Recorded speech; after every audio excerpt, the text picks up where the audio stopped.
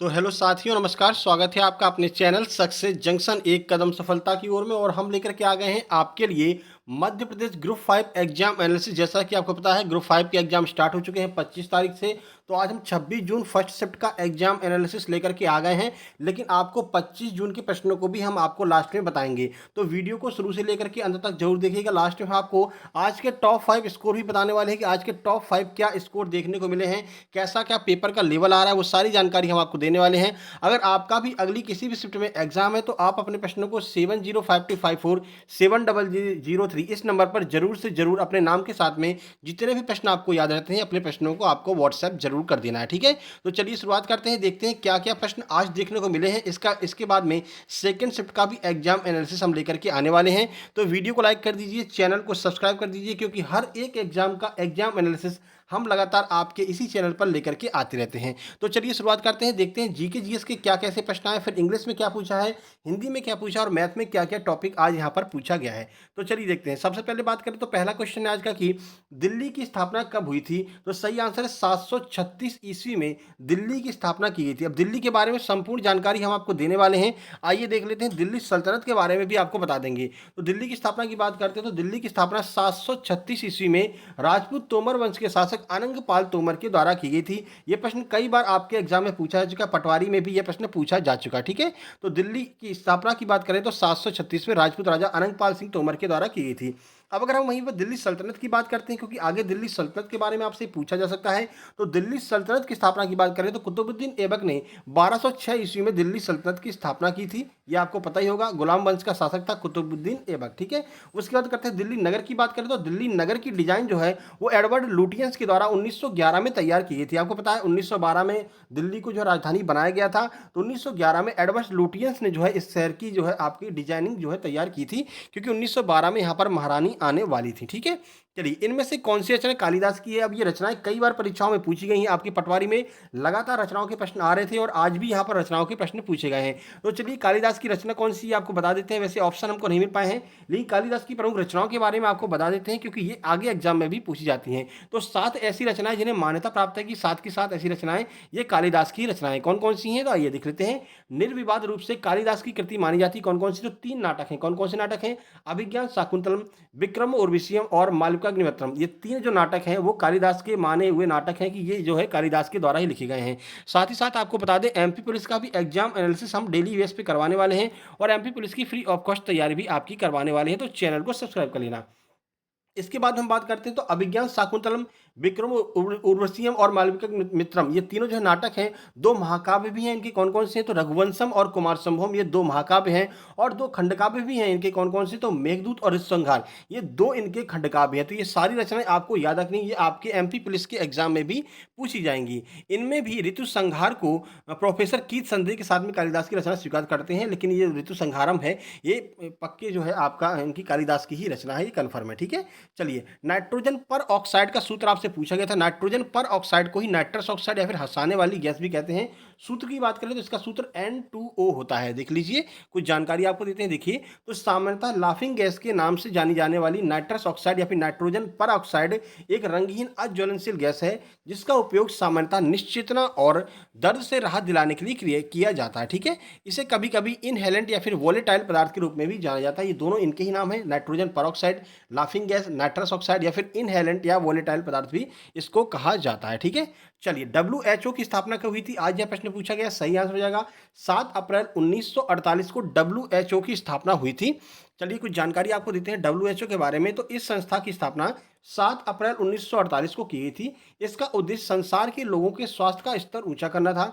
WHO का मुख्यालय कई बार परीक्षा में पूछा गया, तो मुख्यालय की बात करें तो स्विट्जरलैंड के जिनेवा शहर में इसका मुख्यालय स्थित है, यह आपको याद रखना है।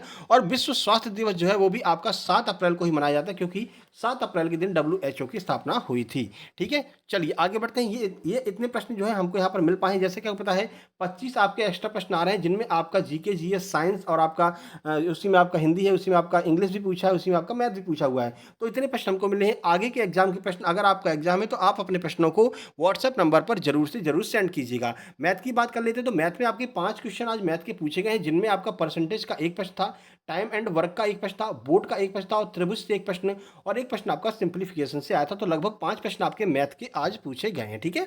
वहीं आगे बढ़ते हैं, बात अगर इंग्लिश की करें तो इंग्लिश में देखिए एक्टिव वॉइस पैसिव वॉइस से 2 प्रश्न हैं। पीक्यूआरएस हर एक एग्जाम में पूछा जा रहा है, पीक्यूआरएस के भी 2 प्रश्न हैं। आप सर्च कर सकते हैं पीक्यूआरएस बाय सक्सेस जंक्शन, हमारी वीडियो बनी हुई है, लगभग 70 से 78 हज़ार उस पर व्यूज़ आ चुके हैं। ट्रिक वाली वीडियो है, उसको आप जरूर देख करके जाना। वहाँ से क्या होगा कि आपके जो पीक्यूआरएस आराम से क्लियर हो जाएंगे, एक भी प्रश्न आपका गलत नहीं होगा। और 10 से 15 मिनट की वीडियो है, जरूर देख करके जाना। सर्च कर लेना PQRS by Success Junction, active passive by Success Junction, दोनों वीडियो आपको देखने को मिल जाएगी, ठीक है। चलिए अब यहाँ पर बात कर लेते हैं 25 जून का, क्योंकि कल हम एग्जाम एनालिसिस नहीं करवा पाए थे, तो कल के कुछ प्रश्न हमको मिल गए हैं। तो कल वाले प्रश्नों की बात कर लेते हैं।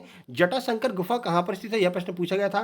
तो जटाशंकर गुफा आपका पचमढ़ी में स्थित है। चलिए कुछ जानकारी आपको दे देते हैं। देखिए, तो जटाशंकर पचमढ़ी में स्थित एक प्राकृतिक गुफा और पवित्र स्थान है। गुफा के अंदर एक बड़ा शिवलिंग है। यह शिवलिंग प्राकृतिक रूप से बना है। किंवदंतियों के अनुसार यह वह स्थान है जहाँ शिव भस्मासुर जो है छिपे थे। मतलब जब जब भस्मासुर शिव जी के पीछे पड़ गया था तो शिव जी यहाँ पर छिप गए थे, तो इसी को जटाशंकर गुफा के नाम से जाना जाता है। पचमढ़ी में यह स्थित है। अगला प्रश्न है, सत्रिया कहाँ का लोक नृत्य है। तो सत्रिया जो है वो असम का लोक नृत्य है। ये कल प्रश्न पूछा गया था। आपसे एक बार फिर से निवेदन है, आप अपने प्रश्न जितने भी आपको याद रहते हैं कमेंट बॉक्स में कमेंट कीजिए या फिर जो है व्हाट्सएप नंबर पर जरूर सेंड कर दीजिएगा, ठीक है। चलिए सत्रिया की बात कर लें तो सत्रिया नृत्य 8 मुख्य भारतीय शास्त्रीय नृत्य परंपराओं में से एक है।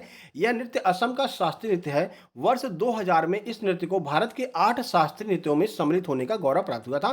तो यह प्रश्न भी पूछा गया कि सत्रिया को भारतीय शास्त्रीय नृत्य का गौरव कब प्राप्त हुआ था। तो 2000 में, सन 2000 में इसको जो है भारतीय शास्त्रीय नृत्य में शामिल किया गया था। कुल 8 भारतीय शास्त्रीय नृत्य हैं, यह भी प्रश्न पूछा जा चुका है। अगला है, विश्व की सबसे प्रदूषित नदी कौन सी है। तो 2023 के ताजा आंकड़ों के अनुसार सीतारुम नदी जो है वो विश्व की सबसे जो है आपकी प्रदूषित नदी है। इंडोनेशिया की सीतारुम या फिर इसे सीटारुम भी कहते हैं नदी दुनिया की सबसे प्रदूषित नदी है। वहीं अगर भारत की बात करते हैं तो दामोदर नदी जो है वो भारत की सबसे प्रदूषित नदी है, यह आपको याद रखना है, ठीक है। सबसे बड़ी नदी की बात करते हैं तो भारत की सबसे बड़ी नदी गंगा है, यह भी आपको याद रखना है। विटामिन कितने प्रकार के होते हैं, यह प्रश्न आपका एग्जाम में पूछा गया है। तो प्रश्न का सही आंसर हो जाएगा विटामिन आपका 13 प्रकार का होता है। यह प्रश्न आपके वन रक्षक एग्जाम में 2 से 3 बार पूछा गया था। तो विटामिन 13 प्रकार के विटामिन आपको देखने को मिलते हैं। कुछ जानकारी आपको दे देते हैं, देख लीजिए। तो इन 13 आवश्यक विटामिन की सूची में बात करें तो विटामिन ए है, सी है, डी, ई और के, ये आपके विटामिन हो गए। इसके बाद में विटामिन बी है। विटामिन बी के साथ साथ में आपका विटामिन बी1 हो गया, विटामिन बी2 हो गया जिसे राइबोफ्लोविन कहते हैं, विटामिन बी1 को थायमिन कहते हैं। ये दोनों नाम आपको याद रखना है। ये प्रश्न आपके वन रक्षक में पूछे गए हैं और आगे आपके एमपी पुलिस के एग्जाम में ये प्रश्न पूछे जाएंगे, ठीक है। थायमिन को विटामिन बी3 कहते हैं। पेंटाथोनिक एसिड विटामिन बी5 को कहते हैं, ये प्रश्न भी आपका पूछा गया था। पायरोडॉक्सिन आपके विटामिन बी6 को कहते हैं। बायोटिन विटामिन बी7 को कहते हैं। फॉलेट विटामिन बी9 को कहते हैं और साइनोकोबालामिन विटामिन बी12 को कहा जाता है। इन सब के नाम आपको याद रखना है। ये नाम आपको आगे देखने को मिलने वाले हैं। हर एक एग्जाम में विटामिन से 1 से 2 प्रश्न जरूर पूछा जाता है, ठीक है। और यह भी पूछा जाता है कि ऐसा कौन सा विटामिन है जिसमें धातु पाई जाती है। तो साइनोकोबालामिन जिसे बी12 कहते हैं, इसमें कोबाल्ट नामक धातु पाई जाती है। ये आपको अपने दिमाग में याद रखना है, ये प्रश्न भी आगे बन सकता है। बाकी हिंदी की बात करें तो कल आपसे अवयवी भाव समास का एक उदाहरण पूछा गया था, एक ही प्रश्न आपका हिंदी का पूछा गया था। वहीं कल के मैथ्स की बात करते हैं तो कल आपसे मैथ में परसेंटेज का एक प्रश्न पूछा था, मिक्सचर और एलिगेशन से एक प्रश्न था, प्रॉफिट लॉस के 2 प्रश्न पूछे गए थे और टाइम एंड वर्क से भी एक प्रश्न आपका पूछा गया था। लगभग 5 से 6 प्रश्न हर एक शिफ्ट में मैथ के देखने को मिल रहे हैं, ठीक है। वहीं अगर इंग्लिश की बात करते हैं तो कल अगर इंग्लिश की बात करें तो कल आपसे पीक्यूआरएस 2 प्रश्न पूछे गए थे, आज भी 2 पूछे गए हैं। एक्टिव वॉइस पैसिव वॉइस के 2 प्रश्न पूछे गए थे, आज एक प्रश्न पूछा गया है। इसके अलावा एंटोनिम सिनोनिम के 2 प्रश्न आपके मिले थे, जिनमें एक आपका एंटोनिम था और एक ही आपका सिनोनिम था, ठीक है। तो आपसे फिर से एक बार निवेदन करेंगे, एक बार सर्च कर लेना, गूगल पर सर्च कर लेना, चाहे आप यूट्यूब पर सर्च कर लेना PQRS बाइक सक्सेस जंक्शन, तो वो ट्रिक वाली वीडियो आपके सामने आ जाएगी। वो वीडियो आप देख करके चले जाएंगे तो आराम से इंग्लिश के जो PQRS के क्वेश्चन आएंगे उन्हें आप आसानी से सॉल्व कर सकते हैं। आज के टॉप स्कोर की बात करते हैं तो 26 जून फर्स्ट शिफ्ट एग्जाम की बात करें तो टॉप स्कोर में 72 नंबर है, 67 है, 62 है, 51 और 57, ये आज के टॉप 5 स्कोर हैं। आपको जितनी प्रश्न याद हो आप कमेंट बॉक्स में कमेंट कर सकते हैं अगर आज आपका एग्जाम था तो, ठीक है। उसके बाद में हम बात करें टेलीग्राम चैनल हमारा सक्सेस जंक्शन, इसको आपको ज्वाइन कर लेना है।